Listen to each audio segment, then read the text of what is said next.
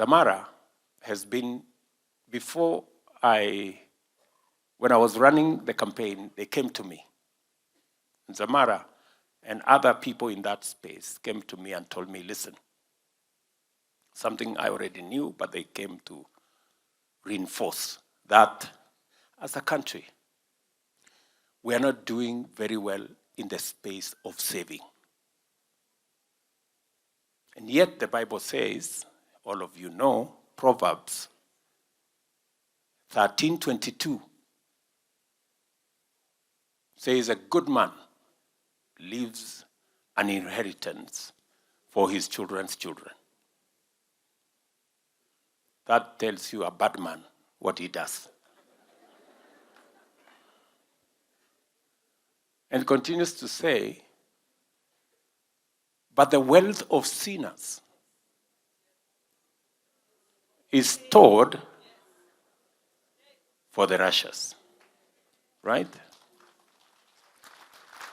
So we were not in good space in terms of building our savings. In fact, they told me, which is true, our savings as a percentage of GDP is below 10%. Savings in other jurisdictions is 25, 30, 40. In fact, in China, it is 55% of GDP. So they told me we have to change this because part of the challenge we have of borrowing is because we do not have savings. Therefore, we go to borrow from others who have saved. And I promised them that I was going to do something because it is something I believed in. I'm happy that today we've changed the metrics and we are now doing what we should have done 15 years ago in the space of savings. And I'm very proud that I can now tell you that the money we saved in NSSF, and Raymond would know, is about 350 billion shillings in the last 60 years. But because of the new formula that we have agreed and we have begun implementing the last 4 months, we are going to double that money, the 350 billion. We are going to double that money in 4 short years.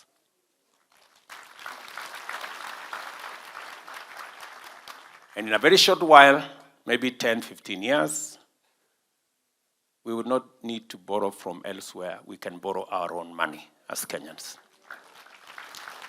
I am moved by what you want to do for the young people of Kenya. And it is the very reason why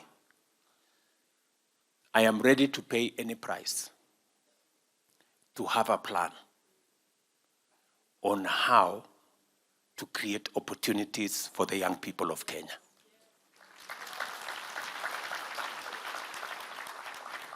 Many people were wondering, I have many questions. Why are you pushing this housing agenda? What is these houses? Who told you we need a house? We all have houses. What is this? Good people, I have said it before, I will say it again in church. It wasn't so much about the houses. It was so much about the jobs for the young people of Kenya. We have never had a comprehensive program, deliberate, intentional, to create opportunities for the young people of Kenya to have a job, to have an income.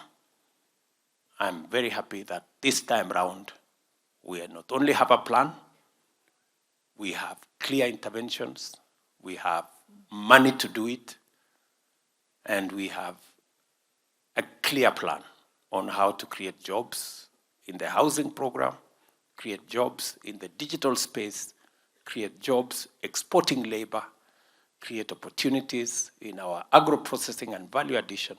That is a plan we intend to make sure that our young people have hope, they have income, they have a future.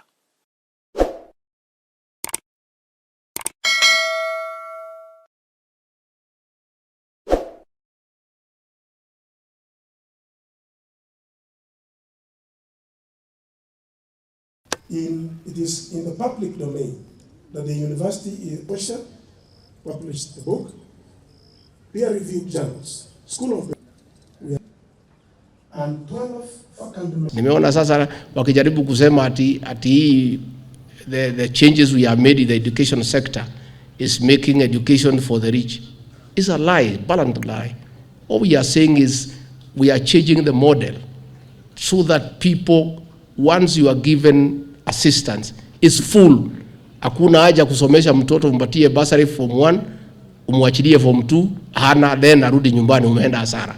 We have just refocused and changed the strategy of funding university education because there were many challenges. The late John Michoke was the Minister for Internal Security and who was in provincial administration Lakai, used to tell us that governance are 2 words. Forget about what professors write. Forget about theses written by PhD holders about governance.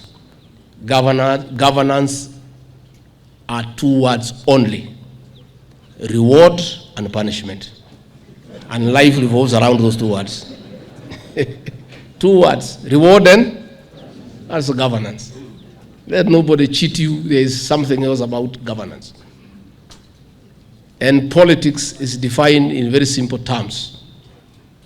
Let not professors tell us many things about politics.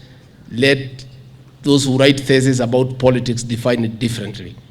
Politics is, in very simple terms, the struggle for scarce resources, period. Period. All these people who want to be leaders, they want to influence the distribution of scarce resources. Why do the people of the people of Nandi, why did they choose Governor Sang? Because they were convinced that he has a capacity to harness resources for the benefit of the people of this great country. Why did the people of this constituency choose this good young man called Polo? They sent him to Nairobi to the National Assembly to struggle and make sure that the people of this constituency get their fair share of the national cake. That is what politics is all about. Let nobody cheat you that they are going to politics because they love you. No, there's nothing like that. They are going to leadership so that they are on the decision-making table where decisions are made on how to distribute scarce resources. So as you vote for your leaders, you must remember that it is struggle for scarce resources. And you must elect a leader who will have the gravitas, the wisdom, the courage to fight for scarce resources to benefit the area where he has been elected.